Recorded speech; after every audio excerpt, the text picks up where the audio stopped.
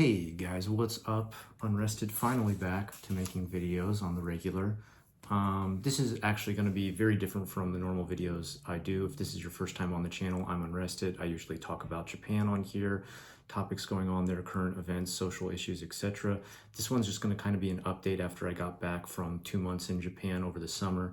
So it might not be the first video you'd want to watch. It's more so for my long-term viewers who are just checking in on me, making sure I'm doing okay. I don't know if you can tell, I got a couple things going on with my face right now.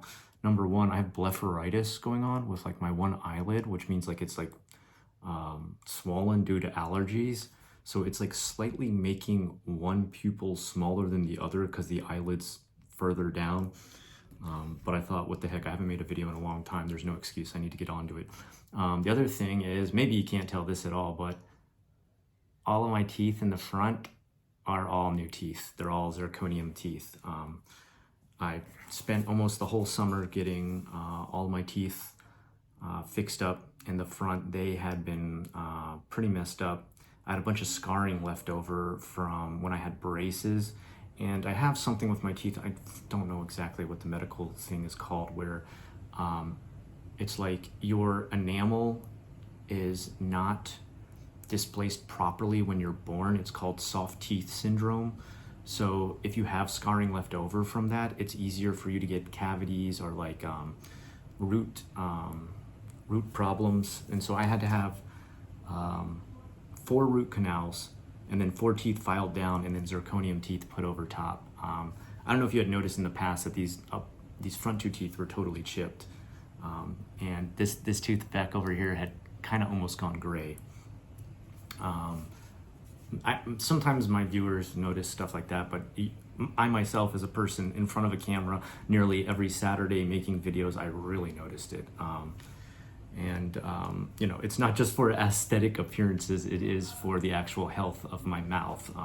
Continuing to let that go on would have led to stuff like periodontal disease and stuff like that. So anyway, that's kind of a boring catch up. What's some of the more exciting things? I want to tell you, like, the main reason it took me so long to hone back in on making these videos is I spent the whole summer in Japan, of course, but I promised myself I was finally going to finish this book I had been working on. You know, I'd been accumulating all kinds of lore and drawings, the drawings you see behind me and everything like that, into a final published book.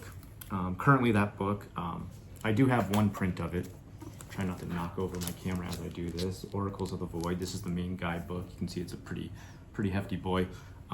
That is just the first print of it, but this is not the final draft that is currently under the eyes of an editor and will eventually go up on TTRPG. And I've had people already ask, like, they're interested, like, where can I get it and stuff. TTRPG is going to be the first place, and it's going to be free. I'm not charging anybody for it. My biggest dream is for people to play a game that I made that is a TTRPG, tabletop role-playing game.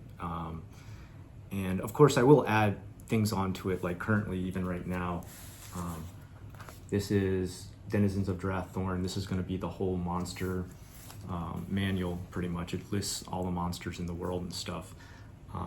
That one I will charge for eventually. If you want to add stuff onto it, I'm going to charge for some of those. It's all my own art, all my own writing.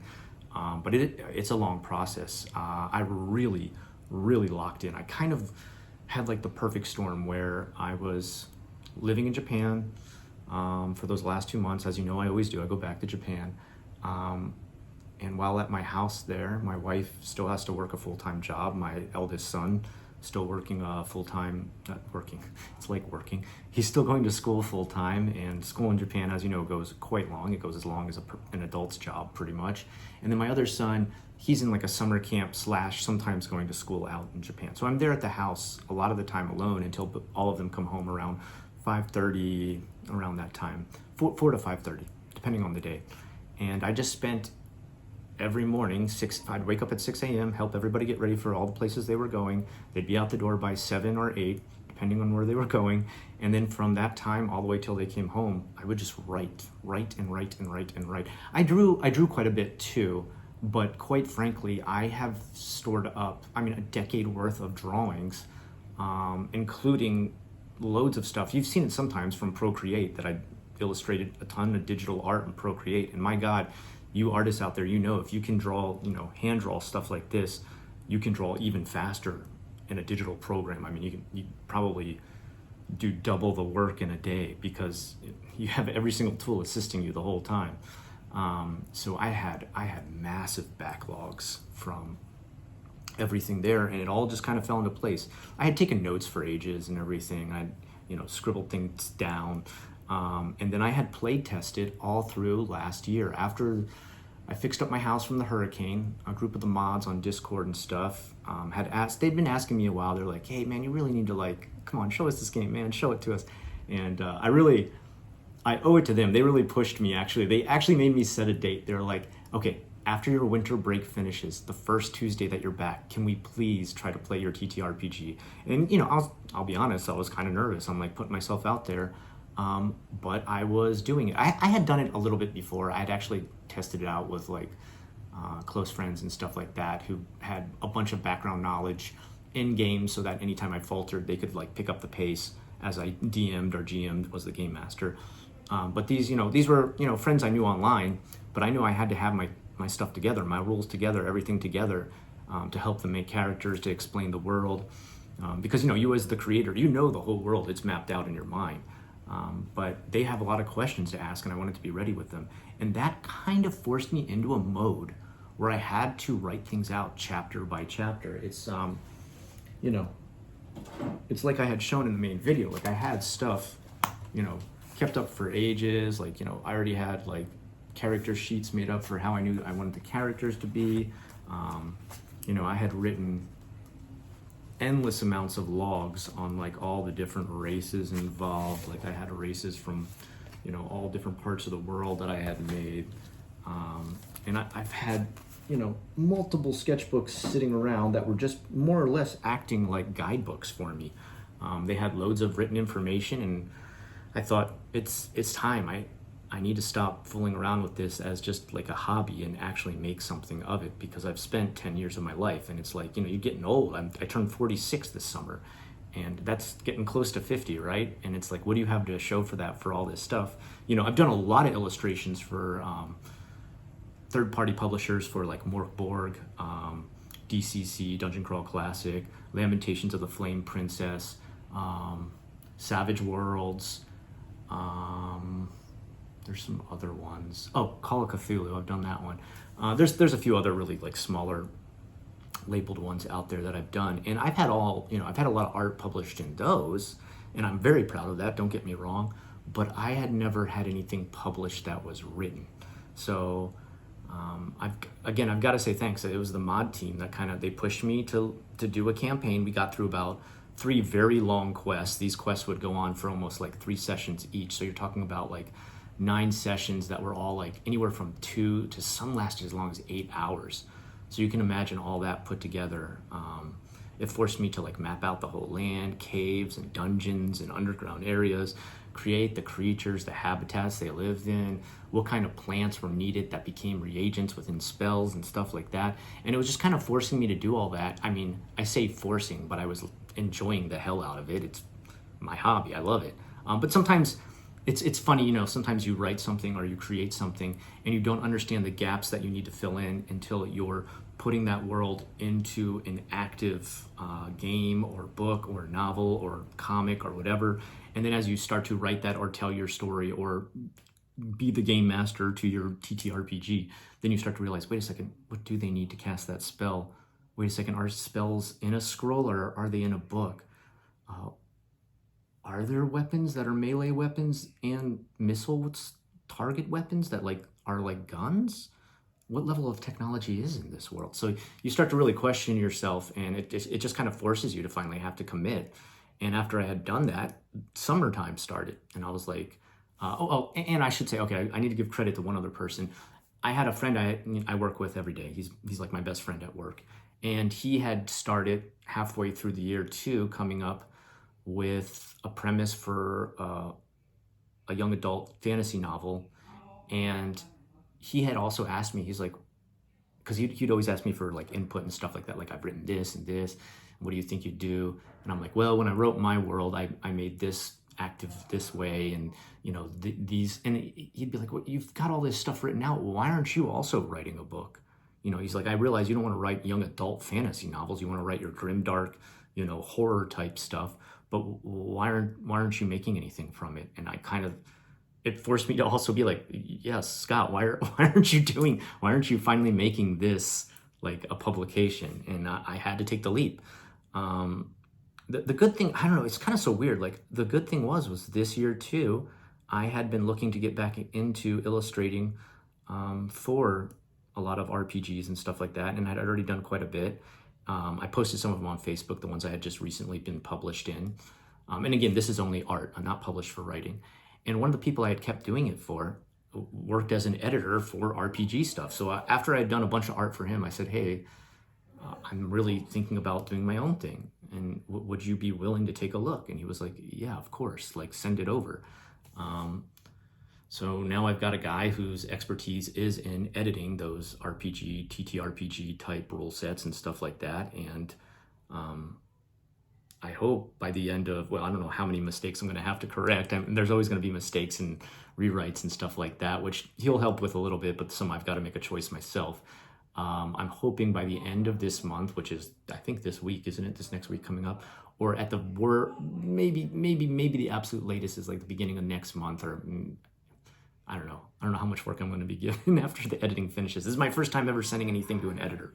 But it's already, it's gone through multiple stages of like rewrites and stuff like that already. So I think this is going to be the final one that goes up, and it'll be on Drive-Thru-RPG.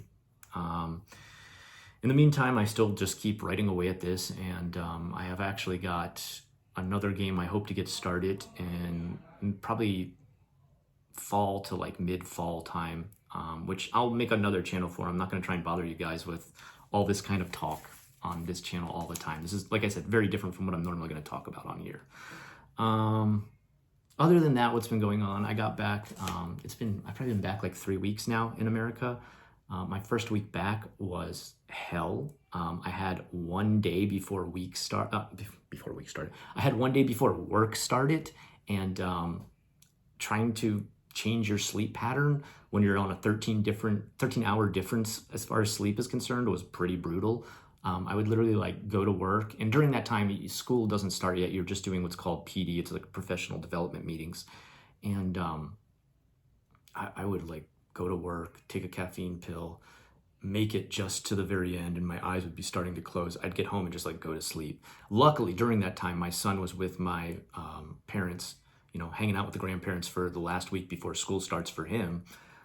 So I didn't have to like make dinner for anybody when I got home, because usually I'm Mr. Mom as soon as I get home. So I would just come home and just like crash. And then of course I'd wake up at like 3 or 4 a.m. and not be able to go back to sleep. And I felt like a zombie the first week I was back. I will say when I got to Japan too, I was really like the first week, I'm always like such a zombie. I mean, it takes me a while to adjust. The other amazing thing that happened was the first week actual school started, my car died. Luckily it was just my car battery. I had to get a whole new battery. But can you imagine the first day, school's back, kids are gonna be there. You wanna get in there early if you know anything about being a teacher. You wanna be there way early to prep, and my car won't start. It absolutely sucks. It wasn't outrageously expensive, like a couple $100 to change out a battery and stuff.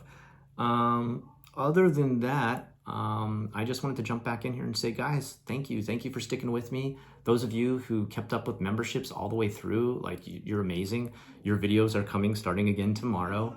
And my hope this year is to be able to offer you more. I want to be able to offer the members access to a lot of the stuff I publish on Drive-Thru-RPG as well. That should be an added benefit. And I don't know. I don't know what the future holds for the stuff that I'm developing. Some people have been like, oh, you should start a Kickstarter for it or a GoFundMe, but I don't know. I would maybe only do that if I was going to start miniatures and stuff like that added to it. But we got to get the game going first. That's thinking too far ahead. And for me, it's all about getting the books that allow people to play the core rules. One thing I will say I have been working on, though, is I have been working on like paper miniatures and stuff like that. I've been drawing them, and you know, making some of the characters come to life and stuff so that people can use the paper miniatures. The first module I'm about to come out with, called The Hidden War of Sufferhorn. That's going to come with like a bunch of stuff for you to cut out and set up, like even like little 3D like cutout paper houses and stuff like that that are part of it. For me personally, I remember when I would play all the way back in, God, it would have been like fifth or sixth grade in elementary school. I would buy AD&D. There was AD&D back then, Advanced Dungeons and Dragons, which you'd have to be a really old head to remember that stuff. And they would come, and the module packs would come with like these long, gigantic, like fold out maps that would like cover a whole table. And then all these little paper minis and everything that you could set up. And I just remember making the whole thing and being like so excited to look at it. And, you know, now everything I draw, it's a vector graphic. I can shrink it down and turn it into paper minis. So I might as well give people double the value by taking those same images and making them into miniature, you know, paper minis to set up, to create the little environment that they're playing the quest in. It just feels like a little extra that you can add that's like so like cost effective, but also a bit of a lure for people to choose your module over many, because if you don't know, it's pretty saturated market recently. Like TTRPGs are kind of taken off ever since D&D kind of took a dip.